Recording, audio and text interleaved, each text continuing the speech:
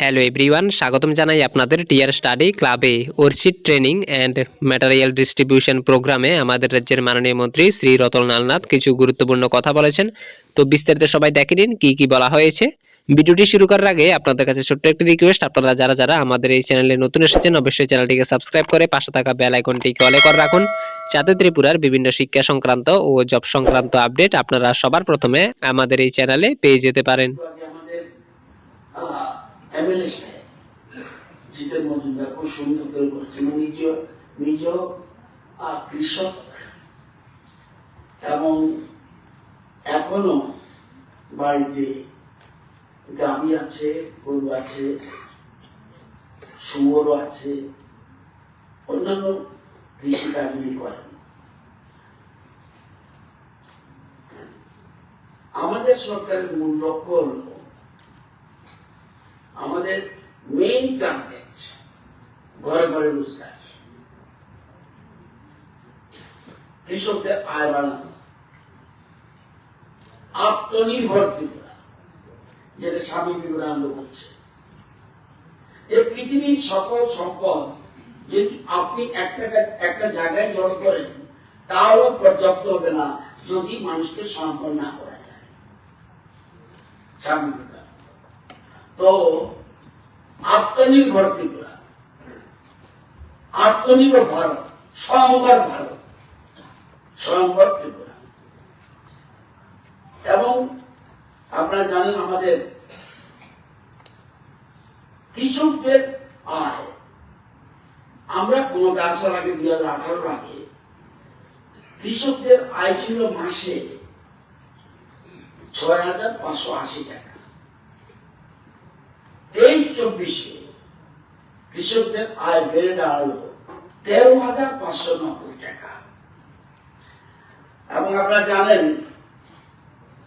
পার capital, যেটা আমাদের একটু আগে আমাদের ফরমার ডক্টর এইচ.পি. সিং বললেন যে মাথা পিছু বাৎসরিক আয় ছিল ত্রিপুরা আমাদের সরকার আসার আগে 1,444,000 টাকা বছরে, 1,444,000 টাকা বছরে। এখন কত দাঁড়িয়েছে বছরে? পার হেড, এটাকে পার ক্যাপিটা বলে, 1,59,419 টাকা। অর্থাৎ মানুষের আয় ক্রমশ বাড়ছে। এবং যে জিনিসটা যেটা খুব গুরুত্বপূর্ণ, যেটা জিতেন বাবুর বক্তব্য শুনে তো আমরা বলছি, কখন আমাকে কনভার্ট করতে হবে। একজন বলল এখানে এসে, যদিও উনি বলছে যে আমি শুধু ফুলের চাষ করি, অন্য চাষও করতে পারতাম। তাহলে আপনারা দেখবেন আমাদের গভর্নমেন্ট কিভাবে হেল্প করছে। এখন আগে গাঁদা ফুল, যে এটা চাষ 17-18 সালে কত হেক্টরে হতো? 70 হেক্টর হতো। আজকের তারিখে গাঁদা ফুল কত চাষ হচ্ছে? 208 হেক্টর।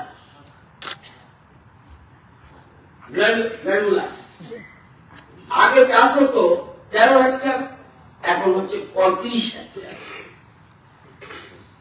টিউবারোস, যেটা রজনীগন্ধা বলি আমরা, আগে চাষ হতো 27 হেক্টর, এখন হচ্ছে 47 হেক্টর। গোলাপ 2 হেক্টরে চাষ হতো, এখন হচ্ছে 58 হেক্টর। তো এছাড়া ফুলের ক্লাস্টার, কিছু জায়গা ক্লাস্টার, বিশালগড়, দুকলি, গমটিয়া, মোহাম্মদপুর, কাকড়াগঞ্জ, মাতাবাড়ি, এগুলি এইসব জায়গায় ক্লাস্টার। এবং আপনারা জানেন যে একটা আছে, এই যে বলছি আমি, এটা হলো ওপেন ফিল্ডে, এই গাঁদা, বেগুলা, টিউবারোস গুলা ওপেন ফিল্ডে। এবার প্রোটেক্ট থেকে যেটা বিদেশি ফুল বলে আমাকে, যদি আমরা হাইব্রিড করে আমাদের এখানে করছি, অ্যান্থুরিয়াম, অর্কিড, জারবেরা, এগুলি আগে মাত্র অ্যান্থুরিয়াম আগে 5 বছরে 110টা লোকেশনে, এখন 126টা লোকেশনে। অর্কিড 7টা লোকেশনে ছিল, এখন 130টা লোকেশন হচ্ছে। জামেরা 55টা লোকেশন, 47টা সব করে দিচ্ছে। জামেরা তো গভর্নমেন্ট সব কিছু করে দিচ্ছে, আপনি কিছু করতে হবে, সব করে দিচ্ছে। আপনি শুধুমাত্র রক্ষণাবেক্ষণ করে আপনি রোজগার করা, অর্থাৎ নিজের পায়ে দাঁড় করানো দেওয়া। এবং এই যে গাঁদা ফুলের ডিমান্ডটা কি?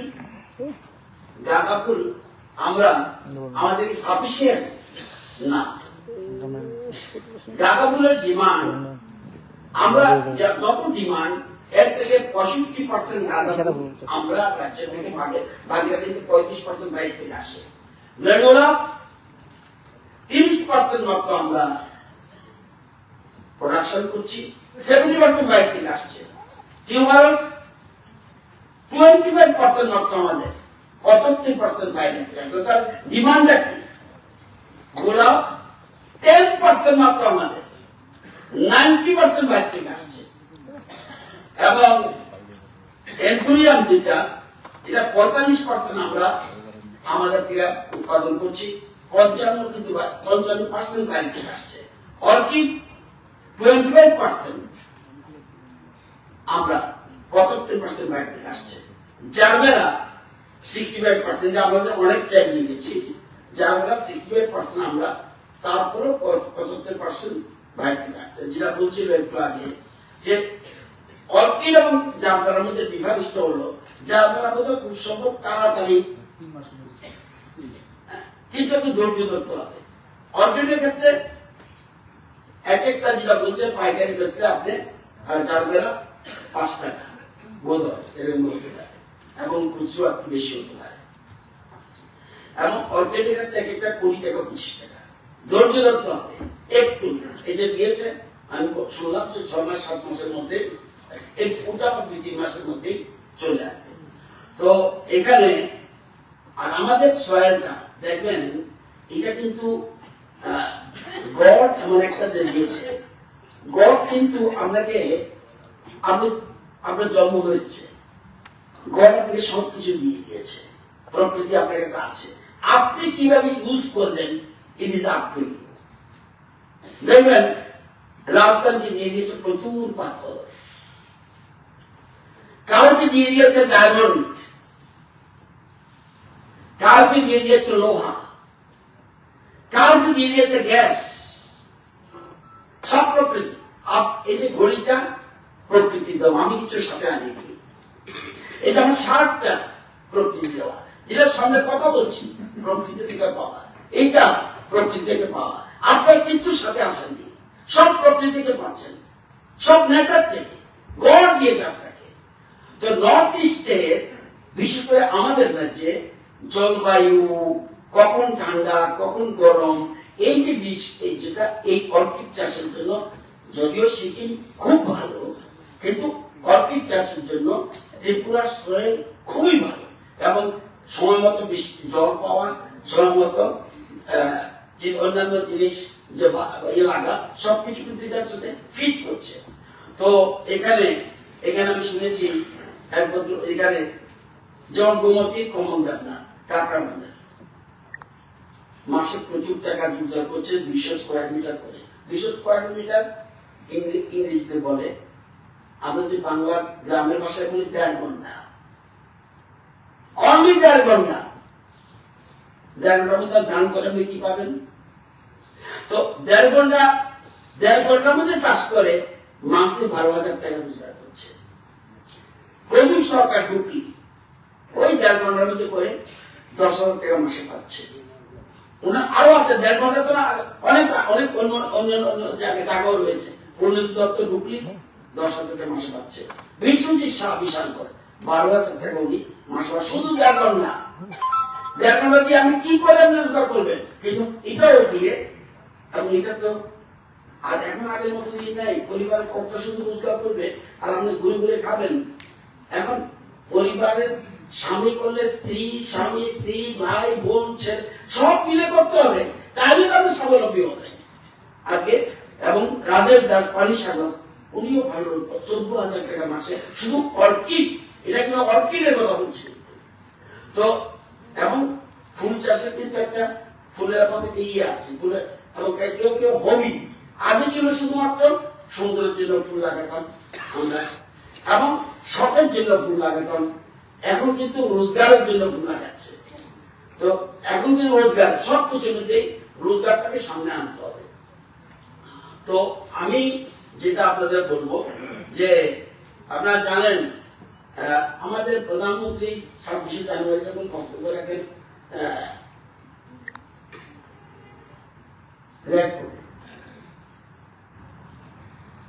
যত সব অর্কিড, একটা প্রোগ্রাম আন্দোলনের কিছু ফুল পাবেন না, সব অর্কিড, যে সাজার যে সামনে সব অর্কিড এবং অত্যন্ত দামি ফুল বিভিন্ন ধরনের আছে।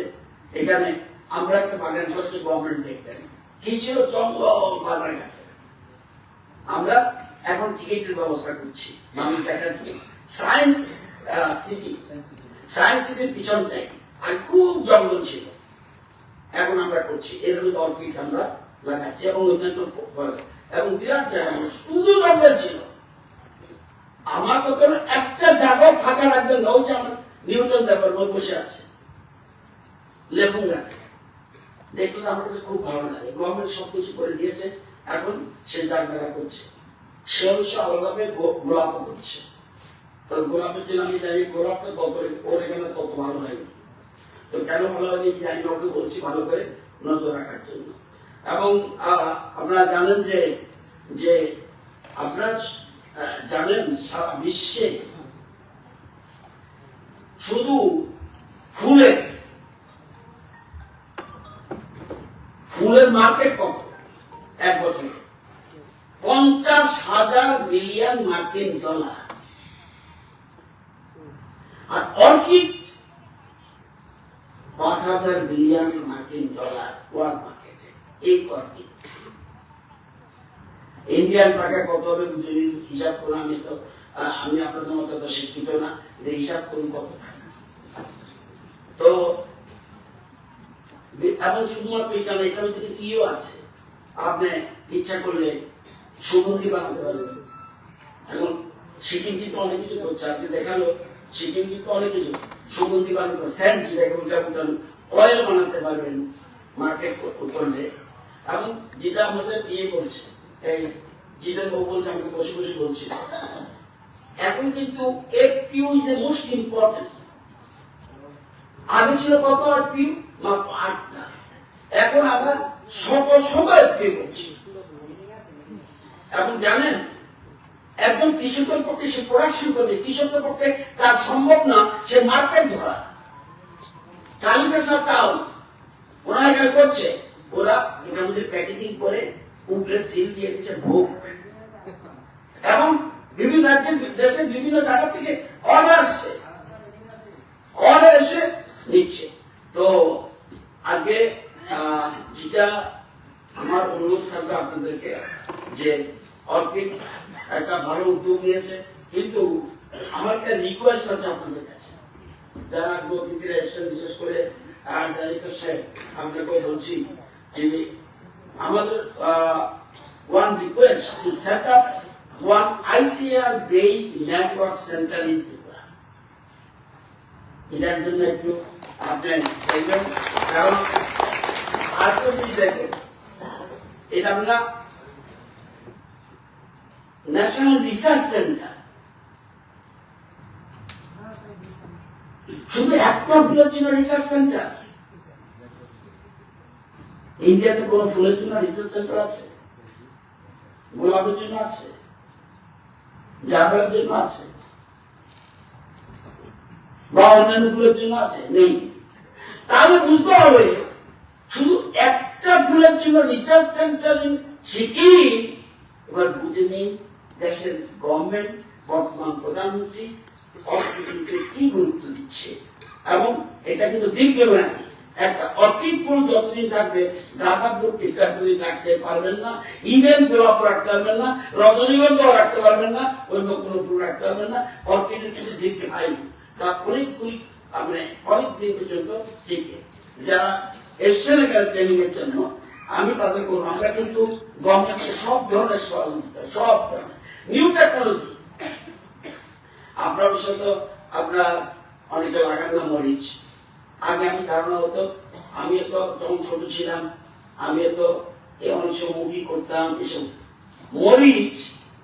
এখন কি কৃষকরা যদি আপনার থেকে 7-8 বছর আগে বলতো এই কি পদ্ধতি, মালচিং পদ্ধতিতে তুমি হঠাৎ প্লাস্টিক মিশাই দিয়া এটার উপরে চাষ করতো, আরে না কৃষক কি বলে, আরে না আমার তো এটা দিয়ে কি করবো, কেমনে প্লাস্টিকের বিষয়। আজকে মালচিং পদ্ধতিতে নিউ টেকনোলজি, টেকনোলজি যা বলছে আমাদের শিক্ষা বলছেন নিউ টেকনোলজি, যত বেশি আপনি কৃষক ঠিক আছে, আপনি কৃষিকাজ করছেন, কিন্তু আমার কৃষি দপ্তর হর্টিকালচার ডিপার্টমেন্টে সায়েন্টিস্ট আছে, আমরা যেটা না বুঝবো কৃষি বিজ্ঞান কেন্দ্র আছে, আইসিএআর আছে, আমাদের বিভিন্ন নলেজ সেন্টার আছে, আমাদের প্রত্যেক জায়গায় আমাদের কৃষি বিজ্ঞানীরা আছে, নিউ টেকনোলজি এবং সব জায়গাতে জিজ্ঞাসা করে। এখন কিন্তু সবাই ফোন করে জিজ্ঞাসা করে আমার ফুল গাছে কিন্তু পোকাটা হয়েছে, কি করবো, মোবাইলে দেখাই দেয়, সে আবার বলে দেয়। সুতরাং নিউ টেকনোলজি ইউজ করতে হবে, আপনার সুবিধা মতো হবে না। হ্যাঁ, এখন আর কিন্তু বেকারের প্রশ্ন নাই, চাকরি লাগবে। এডুকেশন দপ্তর, আমি স্কুল রাখলে আমার টিচার নিয়োগ করতে হবে, আমার আইন শৃঙ্খলা রক্ষা করতে হলে পুলিশ লাগে, এগ্রিকালচার দপ্তর চালাতে গেলে আমার দপ্তরের লোক লাগবে, ইঞ্জিনিয়ার লাগবে, বিদ্যুৎ চালাতে গেলে বিদ্যুতের কর্মী লাগবে। কিন্তু এটা বেকার সমাধানের জন্য যদি কোনো মানুষ বলে উনি অন্য সঙ্গে বসবাস করছেন, আমি জানি না, কিন্তু ঘরে ঘরে রোজগার দেশের প্রধানমন্ত্রী আর কোনদিন কোন প্রধানমন্ত্রী এই স্লোগান করেনি। এই জন্যই সেলফ হেল্প গ্রুপ আজকে ড্রোন দিয়ে আগে যেমন চিন্তা করছে মানে সরকার যে আমার মা বোনদের স্প্রে দিতে গেলে ওষুধ যদি ভিতরে ঢুকে যায় নাকের ভিতরে অসুবিধা হতে পারে, আজকে ড্রোন দিয়ে আপনি সমস্ত কিছু স্প্রে দিচ্ছেন। ড্রোন দিদি চলে এসছে মার্কেটে। তো আজকের এই সুন্দর দিনে আমার মূল উদ্দেশ্য, যারা আপনারা জানেন যে আমাদের, আমি জানি না হর্টিকালচারে আমাদের যে স্কোপ ত্রিপুরাতে আছে, এগ্রিকালচার আমাদের ল্যান্ড কিন্তু কম, ম্যাক্সিমাম ফরেস্ট ল্যান্ড, আমাদের 24% মাত্র জায়গাতে আমরা কৃষিকাজ করি। তাহলে কি করতে হবে, আধুনিক পদ্ধতি যত রকম। আর আগে কখন এখানে বলতে পারবেন, আগে যখন আমরা ধান করতাম ওই যে উঠানোর মধ্যে আমরা মারা দিতাম, কার বাড়িতে ধান মারা দেয় না, উঠানতে একজন হাত মারা দাও, ওখানে তুমি দাও, তুমি এক নতুন আবিষ্কার করছি, তুমি এটা ভালো। এখন তো দেয় না, এখন নিউ টেকনোলজি, মেশিন বেরিয়ে গেছে, ধান রোয়ার জন্য লোক পাবেন কোথায়, লোক পাবেন না, তার কি গভর্নমেন্ট মেশিন দিচ্ছে, আপনাকে চারাগুলি বসিয়ে দেবেন, হেঁটে চলে যাবেন, আপনি 1 ঘন্টার মধ্যে কয়েকটা রোয়া হয়ে যাবে। একটা করে যদি বলে একটা করে ধান করবে, একটা করে ধান করবে, যদি বলে না 2টা করে 2টা করে ধান করবে। একদম জমি নিড়ানি থেকে শুরু করে চাষের থেকে আরম্ভ করে একদম ধান ওই পাওয়া পর্যন্ত সবগুলি বেশি। আমাদের দেশে আমরা এখন বর্তমানে 50-55% আমরা সব যন্ত্রপাতির মাধ্যমে, এবং কোথাও করে চীন আমাদের একটু বেশি 60% বোধ হয়, কিন্তু আমেরিকা 90% সব যন্ত্রপাতির উপরে। সুতরাং কৃষি যত টেকনোলজি বের করবে, এই যে বলছে যে ইচ্ছা করলে আমরা উপরেও ছাদের উপরেও আমরা কিন্তু এখন আরবান প্ল্যান্টেশন আমরা বের করছি, আরবান প্ল্যান্টেশন। আগে শহরের মানুষ চাষ করতো না, এবং আরবান ফেডারেশন কমিটি, আপনি ছোট্ট জায়গার মধ্যে করবেন। তো সবাইকে বলবো এই অর্কিডের জন্য এবং যারা আমরা এখানে যারা আছেন সবাইকে বলবো সব রকম সাহায্য বলছিলেন সাবসিডি হয়ে যাবে।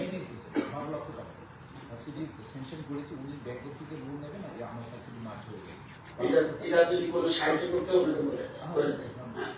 তো যত রকম সাহায্য ডিপার্টমেন্ট আছে, ডিপার্টমেন্ট না হলে আমাকে ডাইরেক্ট ফোন করবেন, সব রকম শীতে এবং সব আপনাকে সরকার হতে পরিষ্কার কথা। এখন যদি কেউ বেকার থাকে তার মতো অলস পৃথিবীতে নাই। কার ব্যাংকে অ্যাকাউন্টে টাকা নেই বলে তো দেখি,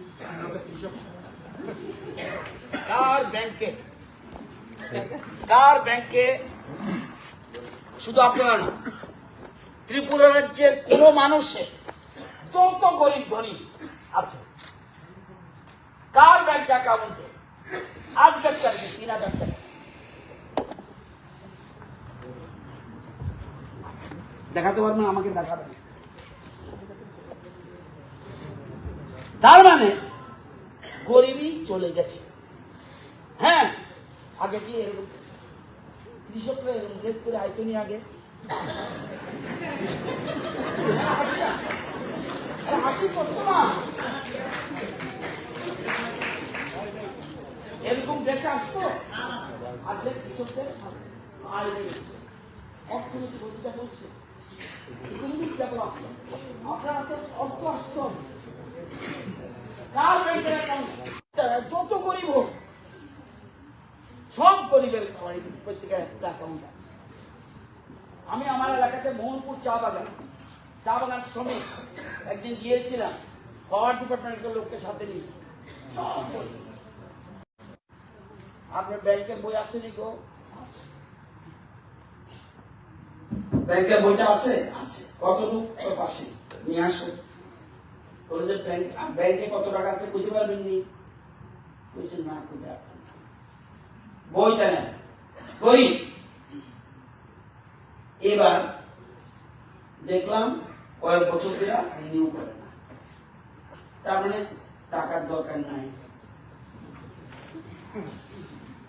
2, সাথে সাথে ফোন করলাম কোঅপারেটিভ ব্যাংকে, এই অ্যাকাউন্টটা কত টাকা আছে? স্যার 1 মিনিট দেখে বললো, স্যার এই অ্যাকাউন্টে 8,000 টাকা আছে। এখন সেই পরিস্থিতি অর্থনৈতিক উন্নয়ন হয়েছে, মানুষের সার্বিক উন্নয়ন হয়েছে। 81 কোটি মানুষ ইন্ডিয়াতে এবং ত্রিপুরাতে 24,76,000 মানুষ প্রতি মাসে। ওয়ার্ল্ডে আছে কোথাও? ওয়ার্ল্ডে আছে। তার মানে খাদ্য শস্য স্বয়ংবর নতুবা চাল করতে গেল। আর আগে অনেক আগে যারা প্রধানমন্ত্রী ছিল, অনেক আগের কথা বলছি, বিদেশি গেল আমাকে কিছু আটা দিতে হবে, আমাকে কিছু গম পাঠাতে হবে, আমার চাল আসতে হবে। আগে সেই জায়গা নেই। আজকে চালের কেজি ইন্ডিয়াতে ফ্রি চাল রেশনে ফ্রি 1 টাকা আছে 13 টাকা, মার্কেটে 35, আরো ভালো চাল 48। পাকিস্তানে কত টাকা পার কেজি? 300 টাকা। শ্রীলঙ্কা কত? 105 টাকা। বাংলাদেশে 62, আরো বাড়ছে। এটার নাম ইন্ডিয়া, এটার নাম দেশের প্রধানমন্ত্রী নরেন্দ্র মোদী। চিন্তা করতে হবে। সরষের তেলের দাম কত বাজারে কিনেন না? সরষের তেল কে বলতে পারবেন? 120 টাকা, কত? 120 টাকা, 120 টাকা। সরষের তেল 1 লিটার 100। পাকিস্তানে কত জানেন? 900। এটার নাম ইন্ডিয়া, এটার নাম ইন্ডিয়া।